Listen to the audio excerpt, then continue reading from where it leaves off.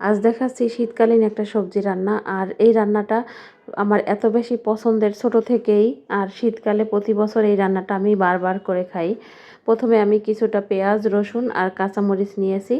একদম পেঁয়াজ একটু বেশি, তারপরে অল্প রসুন আর কাঁচামরিচ প্রয়োজন মতো, এই সব কিছু একসাথে ব্লেন্ড করে নিয়েছি। তারপরে একটা কড়াইয়ে আমি সয়াবিন তেল দিয়েছি আর এই বাটা মশলাটা দিয়ে লবণ দিয়েছি স্বাদ মতো। এখন খুব ভালো করে একটু ভেজে নিচ্ছি। তারপর দিয়ে দিচ্ছি ধনিয়া গুঁড়া দিয়ে দিচ্ছি বেশি, আর জিরা গুঁড়া দিয়ে দিচ্ছি একদম অল্প একটু সামান্য। হলুদের গুঁড়া দিচ্ছি, মরিচের গুঁড়া দিচ্ছি, মরিচের গুঁড়াও কম দিয়েছি যেহেতু আমি এখানে কাঁচামরিচ দিয়েছি। তারপর পানি দিয়ে খুব ভালো করে মশলাটা কষিয়ে নেব একদম তেল ভেসে ওঠা পর্যন্ত। আর একটা ঢাকনা দিয়ে ঢেকে কষিয়ে নিলে খুব সুন্দরভাবে কষানো হয়ে যায়। তারপরে যখন তেল ভেসে উঠবে তখন আমি দিয়ে দিচ্ছি আমার কেটে রাখা শালগম। আর শালগম এই সবজিটা শীতকালে খেতে এত বেশি মজা হয় যা বলার মতো না, যারা খায় তারা অবশ্যই জানে। তারপরে শালগমটা দিয়ে, শালগম একটু শক্ত তরকারি, তাই এটা দিয়ে একটু বেশি সময় কষিয়ে অল্প একটু পানি দিয়ে আমি আর একটু সিদ্ধ করে নিব।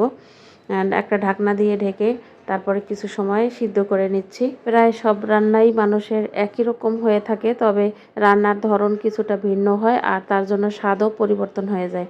এরপরে আমি এই এই তরকারিটা কষিয়ে নিয়ে তারপরে আমি দিয়ে দিচ্ছি এখন আলু দিয়ে আবার একটু ভালো করে কষিয়ে নিচ্ছি। আর এই পর্যায়ে আমি অ্যাড করব এখন গরম পানি। আর গরম পানিটা দিলে তাহলে সবজিটা খেতে খুবই ভালো লাগে। তারপরে আমি একটা ঢাকনা দিয়ে ঢেকে কিছু সময় রান্না করে নিব। যখনই প্রায় সবজিটা সিদ্ধ হয়ে যাবে তখন আমি এখানে দিয়ে দিচ্ছি ভেজে রাখা শোল মাছ। আর এখানে কিন্তু শোল মাছের পরিবর্তে রুই মাছ দিয়ে করলেও কিন্তু বেশ ভালো লাগে খেতে। আমরা করেছিলাম নদীর শোল মাছ দিয়ে, খুবই মজা হয়েছিল তরকারিটা।